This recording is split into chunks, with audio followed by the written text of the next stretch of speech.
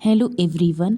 आज हम MSc chemistry का 4th semester inorganic chemistry most important topic पढ़ेंगे, molybdenum nitrogenase structure and function.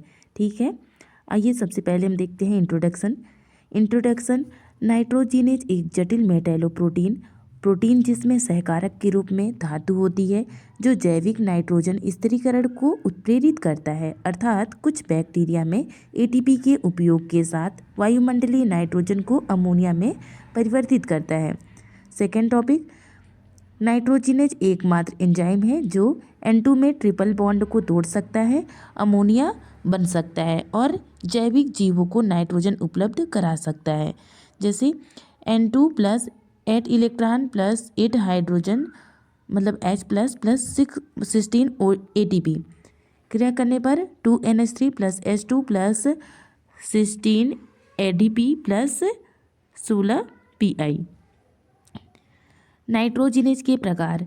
N2 fixing bacteria में 3 प्रकार के नाइट्रोजिनेज ज्ञात हैं जिन्हें उनके सक्रिय स्थलों पर मौजूद हेटेरोमेटल के प्रकार से पहचाना जाता है। ठीक है, then molybdenum nitrogenase, vanadium nitrogenase और आयरन नाइट्रोजिनेज। मॉलिब्डेनम नाइट्रोजिनेज क्या होता है? सामान्यतः अध्ययन किया जाने वाला नाइट्रोजिनेज एजोटोबैक्टर वेनेलैंडियाई का मॉलिब्डेनम नाइट्रोजिनेज है। इसमें 2 प्रमुख प्रोटीन घटक होते हैं। ठीक है, एक बड़ा MOFE प्रोटीन मूल वजन 200 kg जिसे डाई नाइट्रोजिनेज भी कहा जाता है, एक FE प्रोटीन मोल वेट 64 kg जिसे डाई नाइट्रोजिनेज रिडक्टेज भी कहा जाता है। MOFE protein 2 alpha and 2 beta सब यूनिट A2B2 का एक टेट्रामर है। ठीक है, इसमें 2 अद्वितीय धातु समूहों के 2 प्रतियां होती हैं, M क्लस्टर या FeMO को फैक्टर क्लस्टर या P क्लस्टर। इस प्रकार से इसकी डायग्राम बना हुआ है, आप लोग बना लीजिएगा इसे। ठीक है, देन FeMO सहकारक या FeMO-CO क्लस्टर।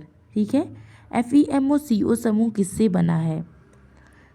एक अकार्बनिक भाग MOFE7S9X है।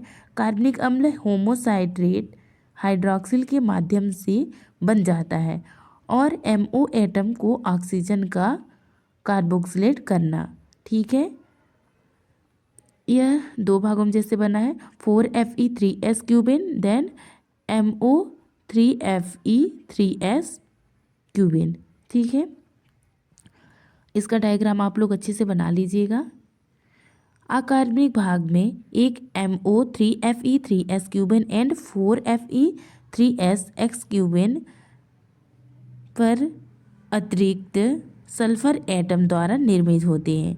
ठीक है, विभिन्न अध्ययनों ने यह सुझाव दिया है कि MOFE7S9X का केंद्रीय एटम X या तो S या N है। FeMO-CO के 2 अवशेषों की सहायता से MOFE प्रोटीन से जोड़ा जाता है, हिस्टीडीन 442 जो MO एटम से बाइंड होता है तथा सिस्टीन 275 जो अंतिम FE एटम से बाइंड होता है। Then P cluster MOFE protein के अल्फा और बीटा सब यूनिट के बीच इंटरफेस पर प्रोटीन सतह में 10A नीचे स्थित होती है। P क्लस्टर का कार्य आयरन प्रोटीन से इलेक्ट्रॉन को MOFE सहकारक में स्थानांतरित करना है। P क्लस्टर की संरचना रेडॉक्स पर निर्भर है। 2 इलेक्ट्रॉन ऑक्सीकरण पर इसमें उल्लेखनीय संरचनात्मक परिवर्तन होते हैं।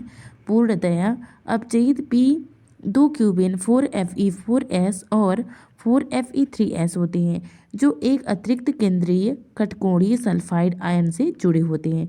ठीक है, इस प्रकार ये एक डायग्राम बना है P क्लस्टर का, इसको आप लोग अच्छे से बना लीजिएगा।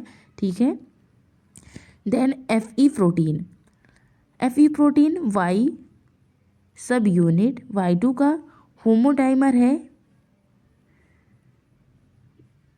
इसमें सब यूनिट के बीच 4Fe4S क्लस्टर तथा प्रति सब यूनिट एक ATP बाइंडिंग साइट होती है। यह क्लस्टर 4 सिस अवशेषों के माध्यम से प्रोटीन से जुड़ा होता है। प्रत्येक उप इकाई से 2 जैसे 4Fe और 4S का ये संरचना बना हुआ है, बना लीजिएगा।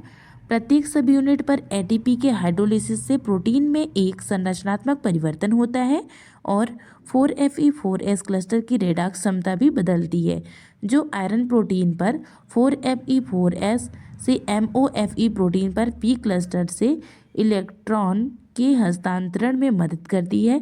एक इलेक्ट्रॉन हस्तांतरण के लिए 2 ATP अणुओं की हाइड्रोलाइज किया जाता है। ठीक है, thank you so much. Like and subscribe करें।